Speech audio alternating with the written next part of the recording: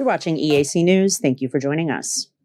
A government spokesperson cleared up social media rumors that Vietnamese auto company Vingroup would be investing 2,500 electric taxis in Cambodia after Prime Minister Hun Manet held a meeting with the conglomerate CEO. EAC News reporter Anthony Ellis has more. Spokesperson Pan Bonar confirmed that the Prime Minister Hun Manet did not meet with the Vingroup CEO, but he did not agree with any investment deals that were proposed. During the meeting, the Prime Minister expressed his appreciation for the Vingroup and welcomed investment and expansion of other services, noting that the royal government of Cambodia has also set a policy to use clean energy that contributes to the protection and preservation of the environment. He also encouraged companies to invest in the production of components and auto parts in Cambodia for use in the auto production chain in Vietnam. Anthony Ellis, EAC News. You're watching EAC News. Thank you for joining us. As Vice President of the International Conference of Asian Political Parties, National Assembly President Khun Sotari met with the chairman of the ICAPP Standing Committee to strengthen cooperation in the name of peace, stability, and humanitarian work.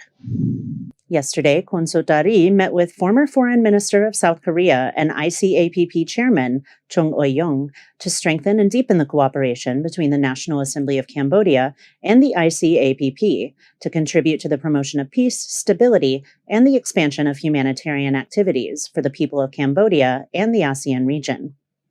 During the meeting, the National Assembly President extended a warm welcome to Chung Eui-yong and his delegation and thanked the ICAPP for always supporting the democratic process in Cambodia by sending delegations to observe the national election and commune elections in Cambodia since 2013, including this year's general election. The National Assembly President emphasized that the presence and statement of the ICAPP on the reality of democracy in Cambodia is a useful contribution to the protection of the legitimacy and sovereignty of Cambodia's elections. She praised ICAPP's mission to promote peace and humanitarianism in the past by partnering with UNESCO and other political party unions from Asia and Africa. Khun Sotari requested that ICAPP form a closer connection with other interparliamentary forums that can stand up in the face of global uncertainty, geopolitical struggles, climate change, and pandemics. Chung Eui-yong congratulated the National Assembly President on her new position and for being the first woman to lead Cambodia's National Assembly. He reaffirmed his organization's stance on the democratic nature of Cambodia's general election in July and said that the peaceful transfer of power from former Prime Minister Hun Sen to his son, Prime Minister Hun Manet, is proof of Cambodia's political maturity. He also thanked the former Prime Minister for his contribution to ICAPP from its inception in 2000. He wished Cambodia luck and success in hosting the 12th ICAPP General Assembly in November 2024. Kristen Winters, EAC News. You're watching EAC News. Thank you for joining us. The Ministry of Social Affairs, Veterans, and Youth Rehabilitation signed an agreement with 3 NGOs this morning aimed at reducing poverty in Phnom Penh, Kampong Cham, and Tak Khao provinces, and totaling more than $1 million. EAC News reporter Anthony Ellis has the details. The signing ceremony took place at the Ministry of Social Affairs, Veterans and Youth Rehabilitation, with a representative on the ministry, Secretary of State Sung Meng Long, with representatives of the Children Bridge Organisation, Greater Hope NGO and Sok Sabai Association. Secretary of State Sung Meng Long said that the agreement will help support poor and vulnerable children and families in the community to earn decent living and study in private or public schools. The Children's Brigade organisation plans to spend $720,000 on providing housing for widows, small children and poor families in the community and to build toilets and freshwater wells for a total of 450 families in Kampong Cham and Tak Khao provinces. Greater Hope has a budget of more than $110,000 to provide general education from kindergarten to secondary school for children in the community and to support orphans on a monthly basis. It also aims to provide employment opportunities for people in Tak Khao's Tamai village. Sok Sabai Association aims to implement a budget of nearly $300,000 to support healthcare and emergency services to the students of the Sok Sabai Association to 15 families in Phnom Penh's Tung Tung Pong district. Anthony Ellis, EAC News. You're watching EAC News. Thank you for joining us. The American cruise ship that was granted refuge in Cambodia after the world all but shut down in response to COVID-19 is returning to Sihanoukville on December 28th with 3,500 people and a much lighter purpose. EAC News reporter Anthony Ellis has the story. In February 2020, the Western Dom's cruise ship and 1,400 passengers were denied entry by 5 nations. It was originally meant to be a 14-day cruise to Japan, who was among the 5 countries to refuse the ship due to COVID concerns. Former Prime Minister Hun Sen took the opportunity to provide humanitarian assistance to the passengers of 14 different nationalities so that they could finally begin making their way home from the ill-fated journey. The World Health Organization lauded Cambodia as a small country with a big heart and applauded the efforts made for a smooth emergency response. The WHO remarked on the impressive leadership and solidarity that came together to address the public health response. Phnom Penh Deputy Governor Kut Chai confirmed that the ship will be returning to the Sihanoukville Autonomous Port at the end of the month with 4,000 people aboard on December 28th. A meeting was held on Tuesday between Sihanouk Department of Tourism, Sihanouk Deputy Governor Long Damong, the Port Authority and other relevant departments and authorities to prepare for the arrival of the ship. Anthony Ellis, EAC News. You're watching EAC News. Thank you for joining us. Today marks the 31st anniversary of the inclusion of Angkor on the UNESCO World Heritage List, which happened at the 16th meeting of the Heritage Committee in Santa Fe, USA in 1992. The archaeological park is hosting events to present Cambodia's cultural past and present in celebration of the merit. EAC News reporter Anthony Ellis has more.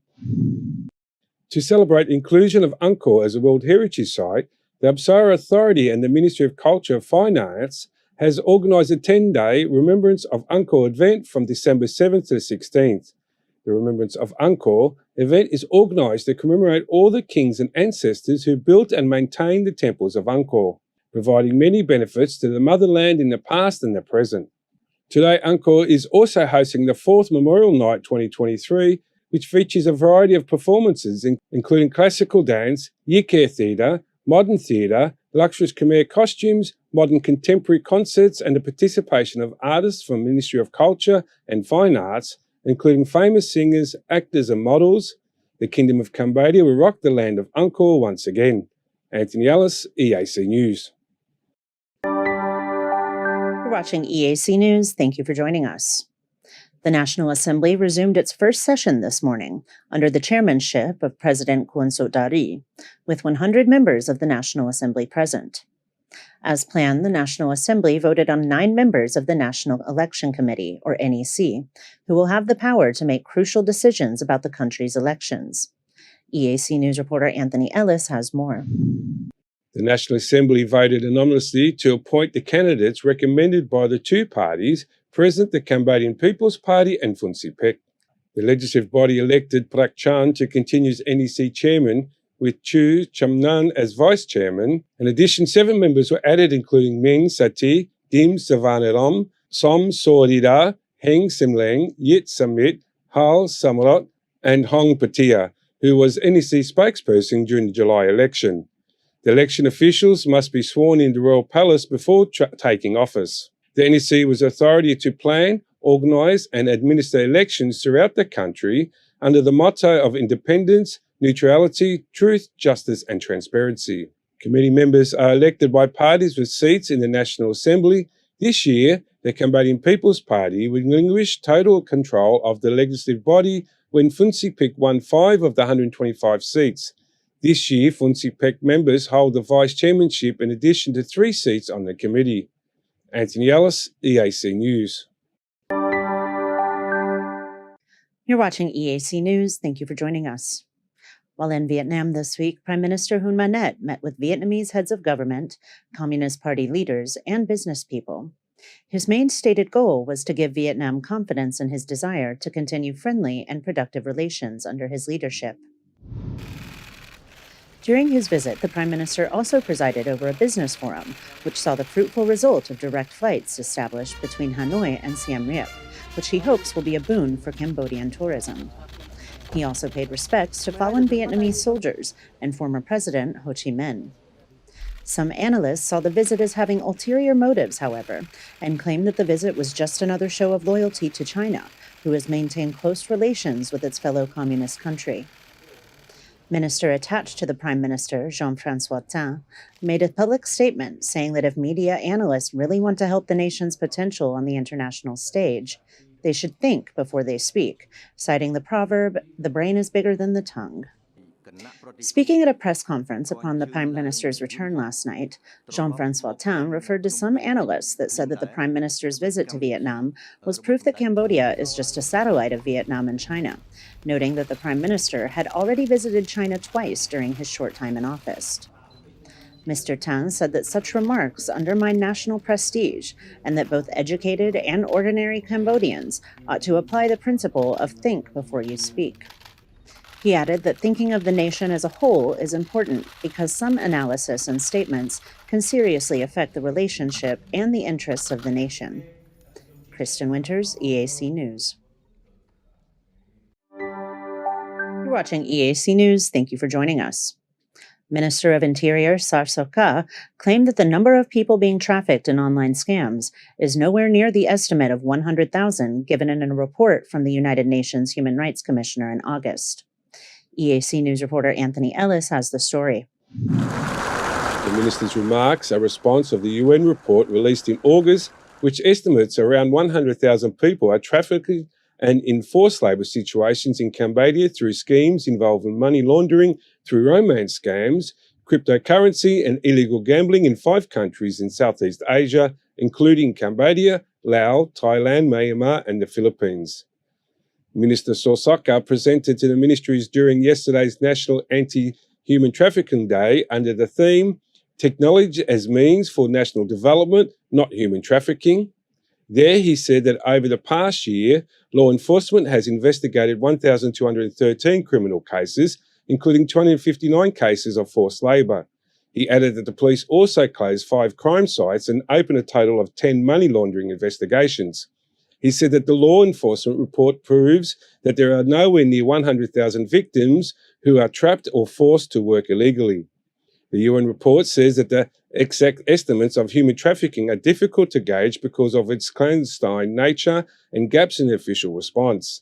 The massive gap between the UN numbers and those of the Cambodian government were made exceedingly clear when the Interior Minister reported 259 forced labour cases for the year. The UN's reports estimated was backed up by the information on file and not explained further in the report. According to the UN report, online scam centres are or were reportedly operating in Phnom Penh, Can Dao, Prasat, Koh Kong, Pavet, Pri Sihanouk, Oda Menchai and Svay Rieng. Interior Minister Sorsaka said that in his role as the chairman of the National Committee for Combating Human Trafficking, he has a strong commitment to the fight against human trafficking and consider it a priority of the royal government. He advised the strengthening of public awareness of these scams. He expressed the hope and confidence that the representatives of the countries concerned, as well as the development partners and civil society organisations working towards the fight against human trafficking, would continue to cooperate more widely to increase its effectiveness to protect the rights and interests of the people of the countries that are being trafficked and exploiting by criminals.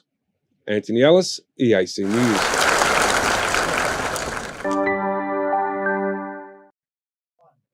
You're watching EAC News. Thank you for joining us.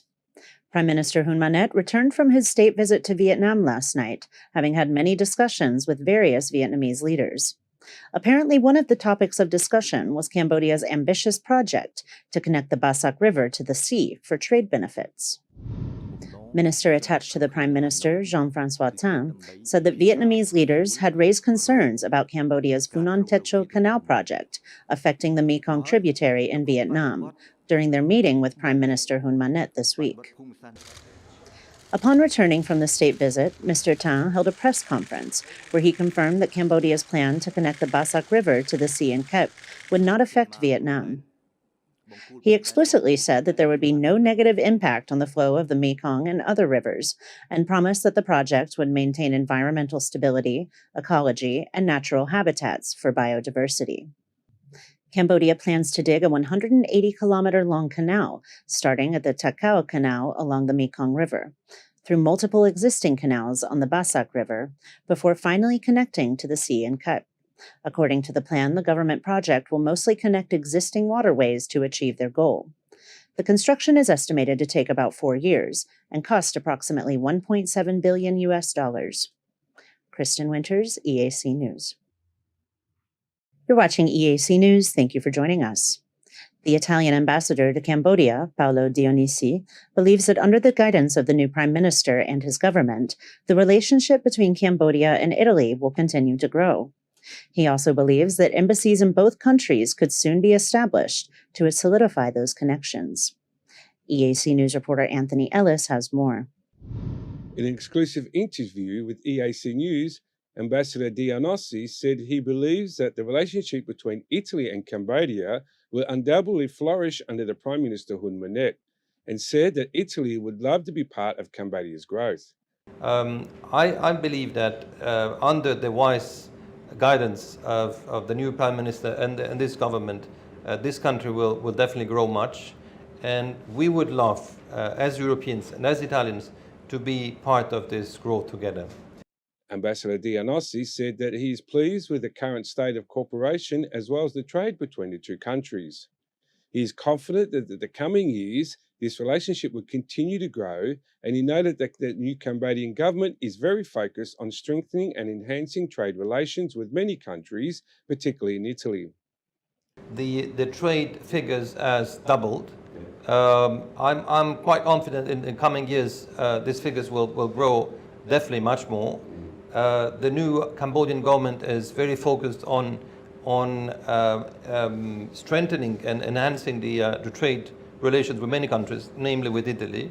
I do remember the fantastic conference that the Prime Minister has organized last November, gathering here all Chamber of Commerce and all embassies, and we were there, and I think this is the right track to follow. So I'm sure that in few coming years, relations, especially trade relations, will grow fast. The Italian government played a significant role in bringing Madame Butterfly to Cambodia this week. A 100-year-old opera composed by Puccini. Ambassador Dionisi described Madame Butterfly as an important Asian cultural milestone in history, remaking this beautiful story in composing culture, love, romanticism, and friendship. He noted that these are vital shared between Cambodia and Italy. As you know, Butterfly as an Asian contest in the history, it's a very nice history where everything is involved: culture, love, romanticism, friendship. So this is the sentiments that ties and bonds Italy to this part of the world and specifically to Cambodia. Ambassador Dionisi also discussed the possibility of Cambodia and Italy officially establishing embassies in both countries. Cambodian government was now covering Italy from Paris, is thinking about that. We are definitely thinking about that. I think the level of bilateral relations is gaining more and more importance in our foreign policy, in respective foreign policy. So I do see that in a number of years would be a possibility to open the two embassies, with present ambassadors. Ambassador Dionisi mentioned that the two prime ministers will meet in the near future, securing ever stronger bonds in an Asian-European diplomacy. Stay tuned to EAC News for the full interview. Anthony Ellis, EAC News. You're watching EAC News. Thank you for joining us. The Wildlife Alliance released a statement denouncing a Voice of Democracy story, which it says misrepresented statements made by its wildlife rescue director, Nick Marks, regarding protected land. The Alliance is calling for the VOD to remove what it says is, quote, fake news. According to the Wildlife Alliance statement, VOD released a video on its Facebook page that, quote, misled the public and portrayed Wildlife Alliance as complaining that the government is making a new development inside the Phnom Tamao Royal Decree Protected Forest, end quote. The organization says it edited Marx's statements to reflect the views of climate activist Ma Chetra, who said that the protected land was being sold to development agencies. Marx said, quote, "I am not against development, but all forests should be kept protected." He did not expand on the statement. The Wildlife Alliance says the arrangement of the quote within the story gives the organization a bad reputation by aligning its views with those of the environmental activist. The Wildlife Alliance said that the tree clearing referred to in the article was part of a corridor to prevent forest fires from entering the Phnom Tamao Wildlife Rescue Center. The organization has been working as a partner to the Ministry of Agriculture, Forestries, and Fisheries since 2001. Its stated mission is to jointly protect forests, rescue trafficked wildlife, and provide professional care and release to seized wild animals. The Wildlife Alliance says it has helped the ministry to build 20 kilometers of fence around the protected forests, in addition to a water station that supplies 1,500 wild animals. The rate of deforestation in Cambodia is one of the highest in the world. According to a report from citizens engaged in environmental justice for all, Cambodia's wildlife sanctuaries lost 48,000 hectares of tree coverage in 2020 alone. Experts warn that if the deforestation continues, temperatures will increase, the onset of rains will be delayed, and Cambodia will experience more frequent fires, droughts, and extreme heat waves. Kristen Winters, EAC News. You're watching EAC News. Thank you for joining us. Cambodian Prime Minister Hun Manet paid his first official state visit to Vietnam since taking office in August. The two-day visit served to strengthen Vietnam's confidence in bilateral relations under Cambodia's new leadership.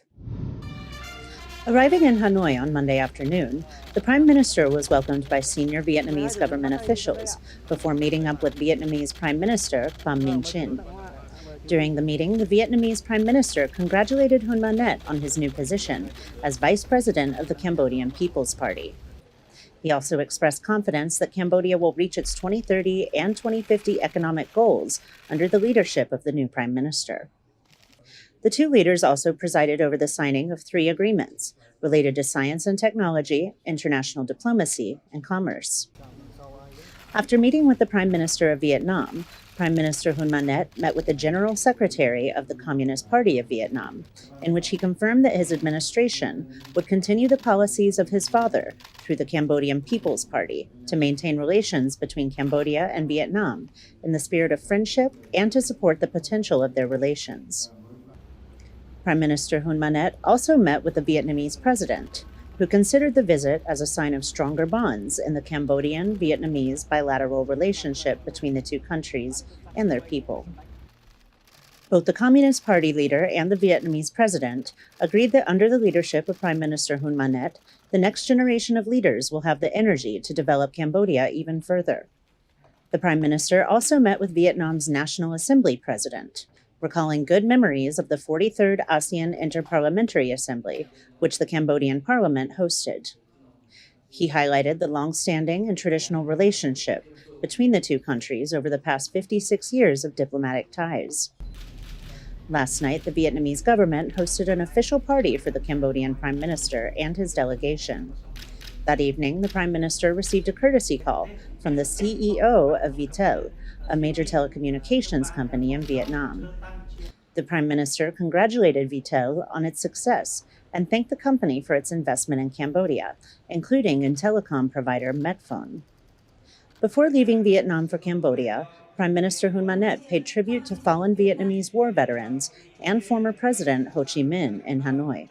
He then attended the Vietnam-Cambodia Business Forum. The Prime Minister is due to return to Cambodia this evening, having made his first official state visit to an ASEAN country. Kristen Winters, EAC News. You're watching EAC News. Thank you for joining us. National Assembly President Khun Suttari presided over a meeting of the National Assembly Standing Committee yesterday to discuss appointees to the National Election Committee. The NEC is the governing body that makes decisions about the elections, how they are run, and who is allowed to participate. EAC News reporter Anthony Ellis has more. During yesterday's meeting, the National Assembly agreed that a vote for the NEC leadership will be held on December 13. Candidates to sit on the NEC are chosen by the party or parties that hold seats in the National Assembly.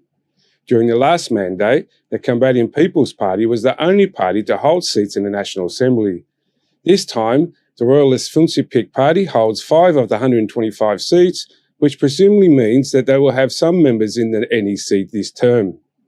Last month, the Standing Committee appointed the General Secretary to gather a list of candidates and announce them for the Chairman, Vice Chairman and members of the committee. He will then present the list to the National Assembly Standing Committee for further review. Anthony Ellis, EAC News. You're watching EAC News. Thank you for joining us.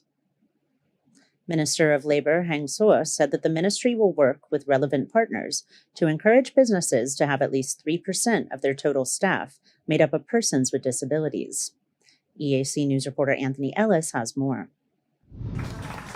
The Labor Minister attended the discussion on a project to support disabled job seekers at the Hyatt yesterday, where he pledged to work with companies, factories and enterprises to create flexibility in the workforce to benefit persons with disabilities. He suggested certain skills